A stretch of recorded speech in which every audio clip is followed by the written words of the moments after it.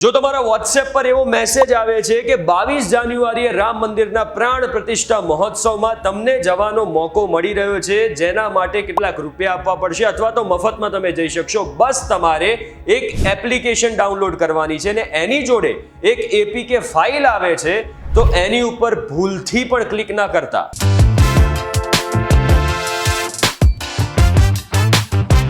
તમે આવી ગયા છો VTV Gujarati.com પર। મારું નામ છે હિમ ખત્રી। રામ મંદિરની સાથે દરેક ભારતીયની આસ્થા જોડાયેલી છે અને આ ઐતિહાસિક ક્ષણનો હિસ્સો બનવાનો જો કોઈને મોકો મળે તો એ કેમ ના પાડે, પણ બસ આ જ આસ્થાનો લોકો ફાયદો ઉઠાવી રહ્યા છે। 22 જાન્યુઆરીએ રામ મંદિરના પ્રાણ પ્રતિષ્ઠા મહોત્સવમાં કેટલાક રૂપિયા આપીને અથવા તો મફતમાં એન્ટ્રી કરાવવાના નામે એક નવી જ છેતરપિંડી શરૂ થઈ છે, એના વિશે આપણે જાણવાના છીએ। તો તમારા વોટ્સએપ પર એક અનનોન નંબરથી મેસેજ આવે છે, જેમાં એક એપ્લિકેશન ફાઇલ હોય છે, એટલે કે એપીકે ફાઇલ હોય છે, જેનું નામ હોય છે રામ જન્મભૂમિ સંપર્ક અભિયાન .apk।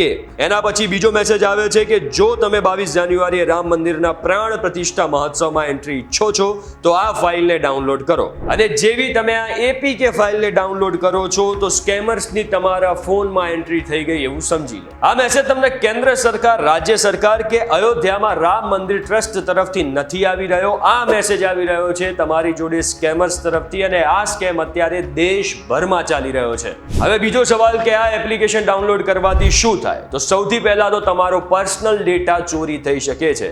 આવી એપ્લિકેશનમાં લોગિન કરવાથી credential, password, credit card number, contact, browsing history, personal message સુધી હેકર પહોંચી શકે છે અને તમારી બધી જ પર્સનલ જાણકારી એ હેકર સુધી પહોંચી જાય છે। બીજું એ છે કે તમારી ફાઇનાન્શિયલ ઇન્ફોર્મેશન પણ હેકર સુધી પહોંચી જશે। આવી એપીકે ફાઇલ તમારા ફોનમાં જે બેન્કિંગ એપ્સ હોય છે એને સૌથી પહેલા ટાર્ગેટ કરતી હોય છે અને તમારા એકાઉન્ટ નંબર, ટ્રાન્ઝેક્શન ડિટેલ જેવા ફાઇનાન્શિયલ ડેટાને ચોરી કરી શકે છે, સાથે જ તમારા નંબર ઉપર જેટલા ઓટીપી આવે છે એમાં પણ ઇન્ટરસેપ્ટ કરી શકે છે। ત્રીજું છે ડિવાઇસ લોકેશન। આવી એપીકે ફાઇલ ડાઉનલોડ કરવાથી હેકર સુધી તમારી લોકેશન પહોંચી જાય છે અને તમારી બધી જ ગતિવિધિઓ એને ખબર પડતી થઈ જાય છે, એટલે ફ્યુચરમાં પણ હેકર આનો ફાયદો ઉઠાવી શકે છે। એટલે જો તમારા વોટ્સએપ નંબર ઉપર આવો કોઈ મેસેજ આવે છે તો ભૂલથી પણ એની ઉપર ક્લિક ના કરતા, અને જો ભૂલે ચૂકે તમારી જોડે કોઈ પણ પ્રકારનો સાયબર ફ્રોડ થયો છે તો ટોલ ફ્રી નંબર 1930 અથવા cybercrime.gov.in પર જઈને ફરિયાદ કરી શકો છો। આ નંબર અને સાઇટને ગૃહ મંત્રાલય તરફથી જાહેર કરાયા છે। 1930 પર કોલ કરવાથી ટ્રેન્ડ પ્રોફેશનલની મદદ તમને મળશે અને તમે એ જાણી શકશો કે સાયબર ક્રાઇમ તમારી જોડે થાય છે તો તાત્કાલિક શું કરવાનું। અને cybercrime.gov.in પર જઈને તમારે રજિસ્ટ્રેશન કરાવીને બેઝિક જાણકારી ભરવી પડશે, જે બાદ તમે ફરિયાદ નોંધાવી શકશો, અથવા તમે નજીકના સાયબર ક્રાઇમ પોલીસ સ્ટેશનમાં જઈને પણ આના વિશે ફરિયાદ નોંધાવી શકો છો। અને એટલે આપણે અત્યારે એ ધ્યાન રાખવાની જરૂર છે કે રામ મંદિર અને રામ ભગવાન સાથે આપણી જે આસ્થા જોડાયેલી છે એનો કોઈ ફાયદો ના ઉઠાવી જાય।